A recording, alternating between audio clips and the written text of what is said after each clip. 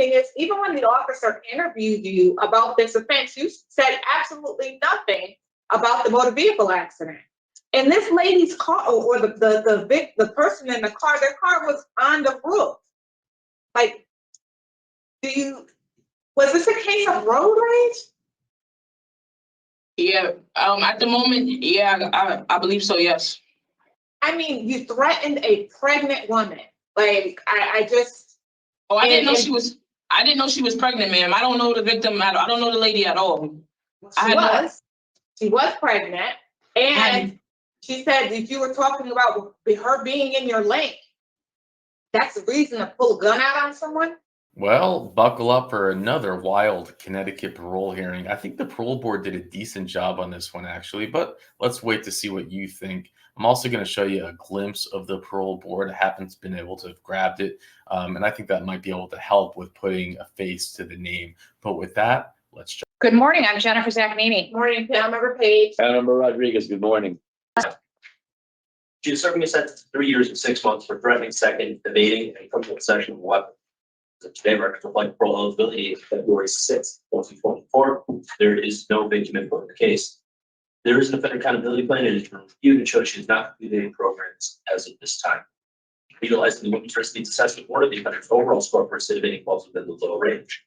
Ms. Lord, this is your opportunity to tell the board why you believe you should be granted parole. Do they begin? Do you guys mind if I stand up? Go ahead. Thank you. Although I've learned from my mistakes,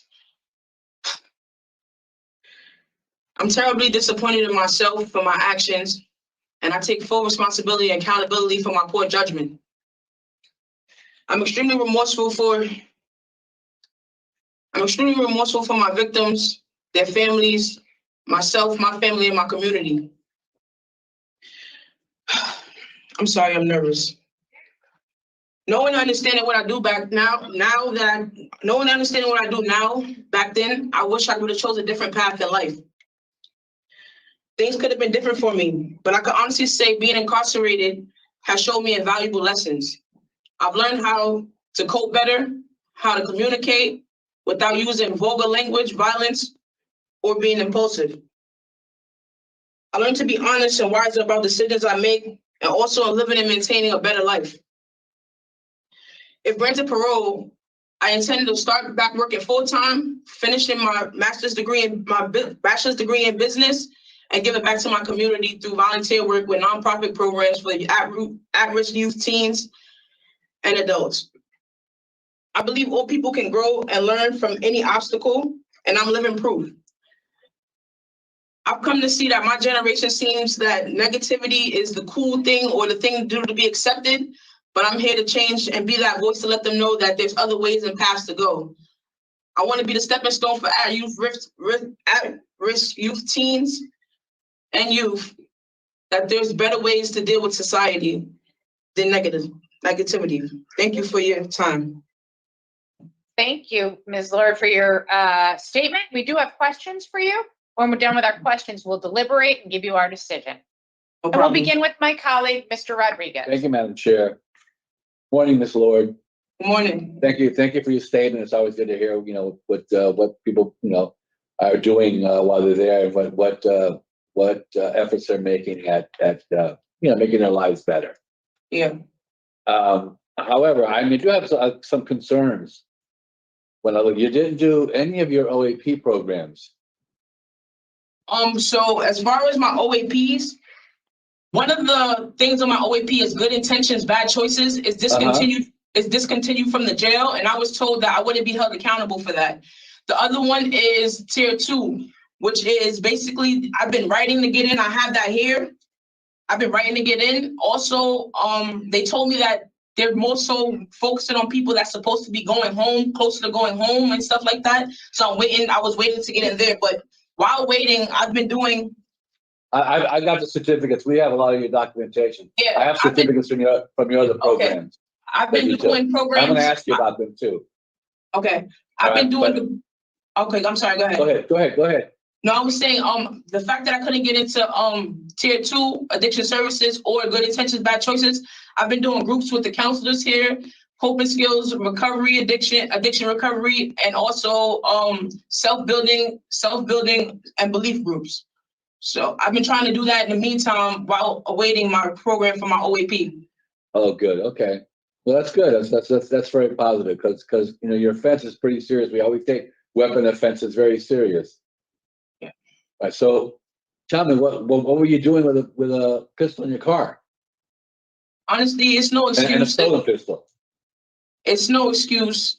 I bought it for protection. I was new out to Connecticut and Waterbury. I'm not violent. I didn't want to harm anybody. I just got into a simple argument and things just went left from there. I have no excuse for it. Oh, but Honestly. you showed the pistol. You got to an argument. You showed the pistol, right? Correct. You pulled the pistol out. You showed it. You threatened to do something with it, right? Absolutely. My Yeah. anger was just misplaced at the time. Just as quickly, you could have used the pistol and killed somebody. Absolutely not. That's not in my heart, sir. Well, it was in your heart. It was in your heart to pull the pistol up and show it, and threaten somebody with it. I understand, and I take full But what if the responsibility. other individual had a pistol? That's right? true. Yeah. So anyway, so tell me a little bit about the programs you have taken. I've been working. That's on my OAP too. I've been working in the kitchen since I've been out of medical when I first got here. I've been doing business classes. I've been in school full time. I've been doing anger management, coping skills, like I said, recovery. I've been doing everything I can just to basically get myself in order for reentry. Okay, well those are all positive things, but just share with me what you've learned in terms of what skills you're going to have now when you go outside, so that when you transition out, you can act accordingly. I've learned that I have to stop and think about situations before acting out. I've learned that it starts with me. I have to take accountability. I have to love myself. I have to show love to others. I have to learn how to be more, what's the word I'm looking for? I don't know how to explain it. I just know that I'm not perfect. I've made mistakes. And I've learned a lot from it. I have. I've been trying. I've been trying to be the best model inmate I could be. I've been trying to stay positive. I've been staying out of trouble. At home, I really don't even get into trouble. I was on my way to work when the incident happened. I work. I'm trying to finish school. I'm trying to make my family, I'm trying to make my family as proud of me as they could be, because I've made mistakes that hurt them and myself also, and they're my biggest supporters. I've learned just to be me. And I've learned to be closer to God and understand that in order to be successful in life and do the things I have to do, I have to take initiative. I have to take accountability. And I have to understand that life comes with choices. And the choices that we make lead to either positive consequences or negative consequences. So. Yeah. Well, thank you for sharing that information. I mean, I'm still concerned. Your priors were a couple of robbery charges in another state. Correct. Go ahead.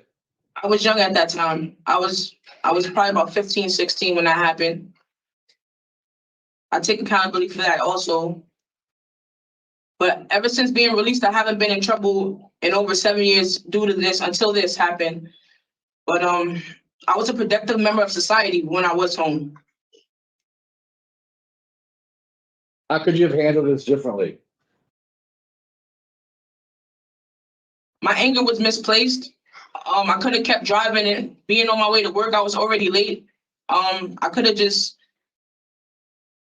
kept it going, ignored her, and just kept going. You never made it to work. No, sir, I didn't. Well, and then you got into an accident, right? Correct. Then you ran. You didn't stay around. And I understand, because you had an illegal gun. Right. How did you get possession of the gun? I bought it for protection when I first moved out there. From where? Cause I'm from New York, but I moved to Connecticut, Waterbury, where it happened, and I bought it from somebody out there for protection. Well, I mean, you've done some good things. I mean, you've got some college behind you, right? Yes, So absolutely, sir. you've done some good things. Is your plan to get into business? Yes, business and marketing. I do a lot of nonprofit work at home also, like when I first came home from my incarceration from the robberies, a nonprofit group called NADA, they helped me out a lot. And ever since then, I've been getting everybody I can that needs help in the reentry, gaining employment, schooling, things of that sort. I've helped over like 300 people do that within New York City. So that's something I take pride in also. And in terms of your support network, if you were to be released, what's your support network look like? It's huge actually. My family supports me. They're extremely disappointed in me because I was doing so well. I had a lot going on, and just like them, just like me, I couldn't believe that everything was happening that unfolded. But I have family, I have my pastor that still keeps in contact with me. I have a network, Rider Security. I have supervisors that still keep in contact with me. I'm supposed to going back to construction. That's what I was doing before. I'm supposed to be going back into construction when I go back home. I have a job waiting for me. Hopefully, if I'm granted parole soon, and yeah, I just have family and well-knitted friends that's overall supporting me and ready for me to re-entry back into society. Tell me about your release plan. You want to go back to your aunt? Yes. You live with your aunt? Correct. She's in New York. Yes. You want to go back to New York? Correct. I was out here in a relationship that just didn't go well, and honestly, if I was never out here, I wouldn't be in this situation. I wouldn't feel the need to have a gun. I wouldn't have been going through everything I was going through at the time. So I feel like going back to New York would be my best bet. My aunt has been a huge supporter throughout my life. My mother as well, but All your family's in New York? Correct, sir. Oh. I have no support out here. Yeah, my aunt has been a huge support throughout my whole life. She's gonna help me get back into college. She's gonna make sure that I stay out of trouble.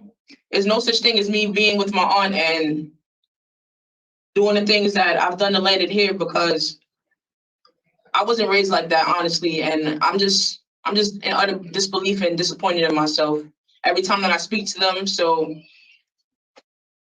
yeah. Okay, so you have taken your tier programs?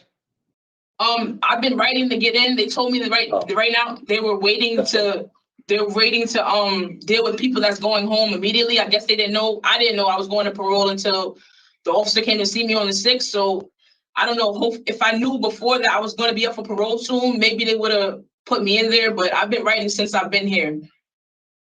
You did say that early on. Sorry to ask that question. You did say that early on. Yeah.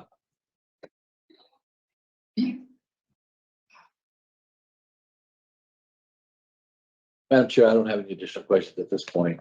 Thank you. Ms. Payton. Thank you for answering my questions. No problem. Thank you, sir. Thank you. So, Ms. Lord, one of the things that we do here is review these files thoroughly. And one of, I think that you intentionally leave information out, thinking that we're going to overlook it or not realize that it's there. For example, you said to my colleague that you were working in the kitchen weren't you fired? Yeah, it was a miscommunication. I'm going back to work, and yesterday I even got can I bring this up closer to the camera? No, it's okay. It's okay. Yesterday you got what? A offender working performance program sheet from the job, from the kitchen. I just got it yesterday, so I wasn't able to send it out with the rest of the paperwork. But My attentive, initiative, productivity, and attitude overall, I got good and excellent. And one of the staff members even, well, two of the supervisors even wrote a statement for me also. So it was a miscommunication why I got fired from the kitchen, but I'm going back once the ticket is cleared. Right, but you're still not in. And so I would have liked to hear you say that without me having to ask you about being removed. That's the first thing. And the second thing is, even when the officer interviewed you about this offense, you said absolutely nothing about the motor vehicle accident. And this lady's car, or the person in the car, their car was on the roof. Like, was this a case of road rage? Yeah, at the moment, yeah, I believe so, yes. I mean, you threatened a pregnant woman. Like, I just. Oh, I didn't know she was pregnant, ma'am. I don't know the victim I don't know the lady at all. She was pregnant, and she said that you were talking about her being in your lane. That's the reason to pull a gun out on someone? Absolutely not, ma'am. It was a little more to it than that. It was a little more dialogue than that, back and forth. But like I said, listen. I'm not going to say that I'm the safest or the best driver in the world, but I've yet to be so angry with someone for cutting me off or following too closely and pull up on the side of them and point a gun and say, I'm going to kill you. I've yet to experience that.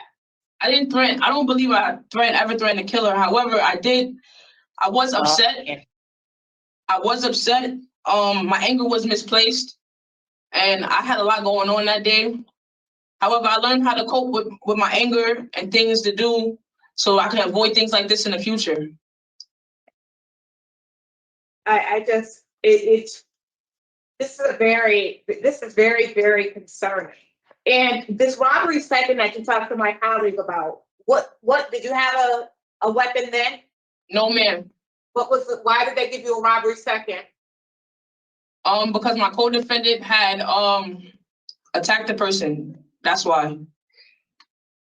But I didn't have any weapons. I'm not a violent person, honestly. I'd rather try to talk things through. However, that day, my anger was just misplaced and I was going through a lot. Yeah. Unfortunately, that's how people get killed, though. And that's the truth, When we're out of control with our emotions, we don't know what will transpire.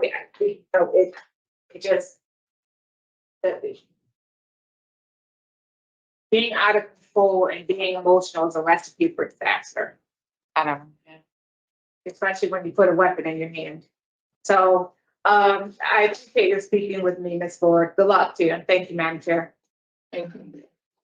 Thank you. Yeah, Ms. Lord, I agree with my colleagues. This was a disturbing case. People don't want to worry when they're driving their cars about someone pulling out a gun, and you shouldn't have a gun unless you're prepared to use it. I don't understand why you would drive around with a gun and you say, oh, I would never use it. That's not me. Then why have it at all? I mean, what are you going to do with it? How are you going to protect yourself if you're not going to use it?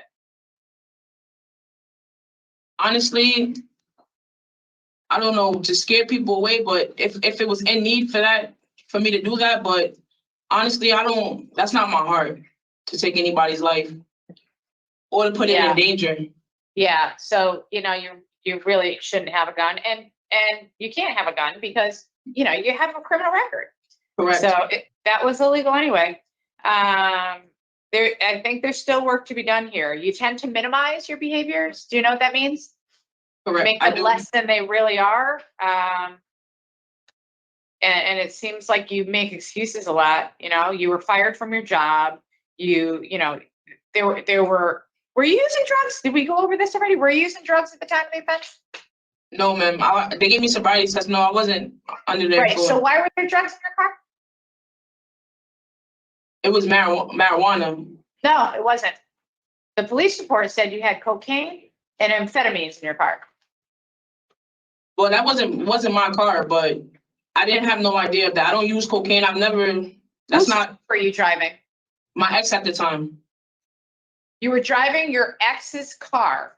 Well, she's my ex now. That was my girlfriend at the time. Sorry. You were driving your girlfriend's car. Correct. Was she in the car with you? No, ma'am. So what you're implying then is that she left drugs in the car. That's the only other way, because I don't deal with cocaine or So whatever else. still a poor choice then. First of all, when I get into one of my friends' cars, I don't have to worry that there's drugs in there because I know who I'm with and I know what they have in their car. Right? So it's your responsibility if you're driving the car and the drugs are in there. So I mean, I don't know. But you're being completely, I don't know. But I think there's still work to be done. So give us a few minutes to talk about your case. And we're going to get back to you shortly with our decision. You can listen to our deliberation. Where did we start? Mr. Rodriguez. Mr. Rodriguez, thank you. Thank you, Madam Chair. I would agree. I would agree that Ms. Lord tends to minimize a lot of her situations. I mean, there's some good things that she's doing, absolutely. But I do think that there's still some work that she needs to be able to get done. And I don't know about the good intentions, bad choices not being at York, because then we can find out at some point. There's so many programs there. Yeah, there are other programs, that I'm sure she can take a look at and do. I mean, I would be willing to bring her back. Is that her EOS date is not till 2025? Is it September 4th? 2025? 25, yeah. And give her an opportunity to maybe do some additional programming. And then come back, because there are some good things that she is doing. She's got some support when she does get out with her family. That's kind of where I'm at this particular point. Dial and here. Thank you. Thank you, Madam Chair. I also have Ms. Lord denied. I do not have her coming back for many of the reasons that Mr. Rodriguez has said, which he has support in the community. She wants to go back to New York. And she hasn't completed any programs. And, I am not sure that, I'm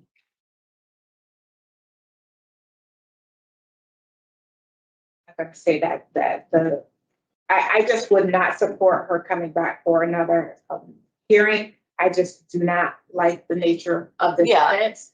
I don't like the criminal history. She's been down for, it looks like 9 or 11 months at most, and she has 3 disciplinary infractions.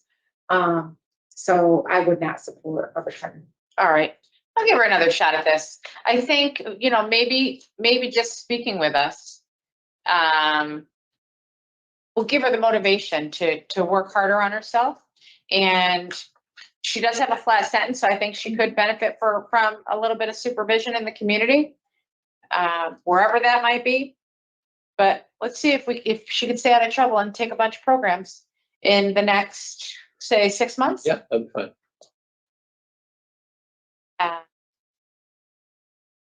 All right, so in the matter of Tanora Lord, inmate number 440315, I'll make a motion to deny parole at this time for the following reasons: inadequate program participation and poor institutional adjustment. Yeah. Is there a second? Second. All in favor? Aye. Aye. Well, okay, we're going to rehear this case in 6 months. So that gets us to September of 2024, with the recommendation that you avoid any more disciplinary reports and that you participate in positive programs, as many as you can. Okay. Okay? Thank you. Oh, sorry, go ahead. Do you want to go on the record as being opposed? Okay, to you'll note for the record, she's opposed. It's a unanimous decision, but she's opposed to a rehear. All right, do you have questions? So I will be coming back in 6 months in front of parole? Exactly. Okay. Let's see what you can do in those 6 months, okay? All right. Thank you. Whatever programming you can. Thank you.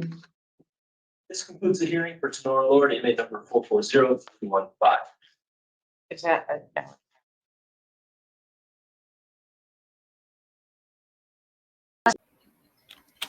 Well, I think the parole board did as good as they could have. Her sentence was, is only so long. It's a total of, let's see her total sentence.